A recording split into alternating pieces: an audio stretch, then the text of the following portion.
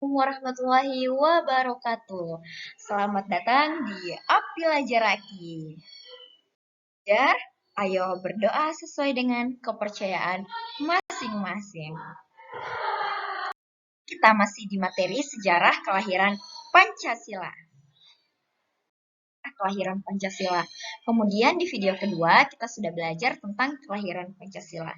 Di video sebelumnya dijelaskan bahwa pemberian nama dasar negara Indonesia, yaitu Pancasila, yaitu disepakati pada tanggal 1 Juni 1945.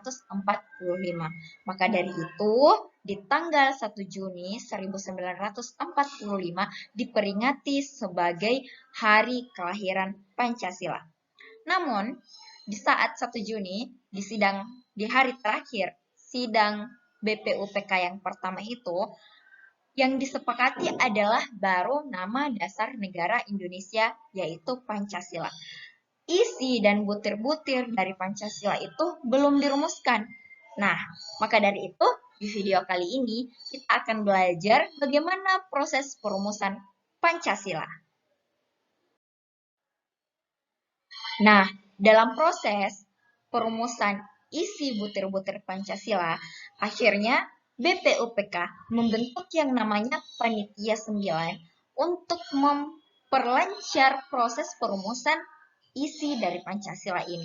Akhirnya dibentuklah Panitia 9 yang diketuai oleh Insinyur Soekarno dan beranggotakan oleh Mr. Prof. Muhammad Yamin, Muhammad Hatta, Maramis, Raden Abikus Nojokrosujoso, Abdul Kahar, Kiai Haji Agus Salim, Kiai Haji Wahid Hashim, dan Mr. Ahmad Subarjo. Panitia 9 ini yang kemudian berdiskusi untuk merumuskan isi butir-butir dari Pancasila. Pada pembelajaran kali ini, kita akan berfokus pada bagaimana diskusi perumusan Pancasila. Panitia 9 dibentuk pada 1 Juni 1945 oleh BPUPK. Kemudian, Panitia 9 ini mendiskusikan rumusan isi Pancasila pada tanggal 22 Juni 1945. Saat itu, dalam pendiskusian, ada beberapa anggota yang berpendapat bahwa perlu dasar keagamaan, ketuhanan yang sangat penting. Nilai ketuhanan adalah nilai yang sangat penting untuk dimasukkan. Yang berpendapat seperti ini adalah tokoh-tokoh agama seperti Kiai Haji Wahid Hashim dan beberapa anggota lainnya. Sementara ada anggota lain yang berpendapat bahwa perlu dasar kebangsaan agar diterima semua umat. Nah, di sini yang berpendapat adalah Soekarno, Hatta, dan beberapa anggota lainnya. Akhirnya, mereka saling memberikan pendapatnya terkait bagaimana dasar negara kita yang ingin dimasukkan dalam Pancasila. Akhirnya karena dianggap bahwa nilai keagamaan dan ketuhanan yang penting, tetapi kita juga perlu menyusun bagaimana tetap pada dasar kebangsaan, akhirnya disepakati nilai yang pertama adalah, atau istilah yang pertama adalah ketuhanan. Musyawarah yang dilakukan oleh Panitia 9 dilanjutkan hingga malam hari pada tanggal 22 Juni 1945. Semula Soekarno mengusulkan sila kebangsaan, kemanusiaan, demokrasi, kesejahteraan, dan ketuhanan. Panitia 9 kemudian sepakat mengubah urutan itu dan membuat rumusannya. Akhirnya, dengan kesepakatan yang sebelumnya, ketuhanan dijadikan sila pertama, kemudian kemanusiaan menjadi sila kedua, persatuan yang mencakup kebangsaan menjadi sila ketiga, kerakyatan yang mencakup musyawarah atau demokrasi menjadi sila keempat, dan keadilan atau kesejahteraan menjadi sila kelima. Selanjutnya, semua pun sepakat dengan rumusan Pancasila itu.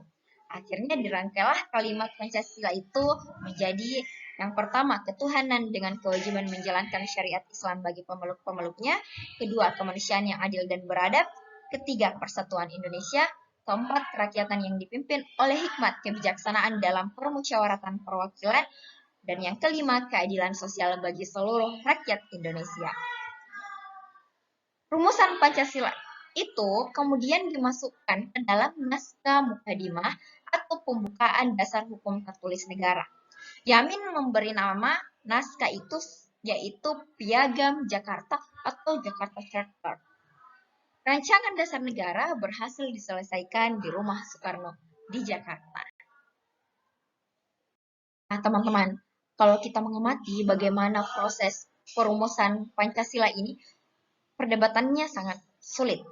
Nah, maka teman-teman di sekolah boleh coba bermain peran bagaimana seolah-olah kalian adalah para tokoh nasional anggota Panitia 9 ini. Buatlah kelompok, kemudian tunjuk salah satunya menjadi Soekarno. Sisanya dibagi menjadi 2 kelompok yang menggunakan pertimbangan keagamaan dan pertimbangan kebangsaan. Kemudian berdebatlah, menyampaikan keinginan dan alasan masing-masing. Nah, kalau perlu didampingi oleh ibu gurunya ya, atau bapak gurunya. Nah, sekian materinya kita hari ini. Sampai jumpa di video berikutnya. Tetap semangat. Wassalamualaikum warahmatullahi wabarakatuh.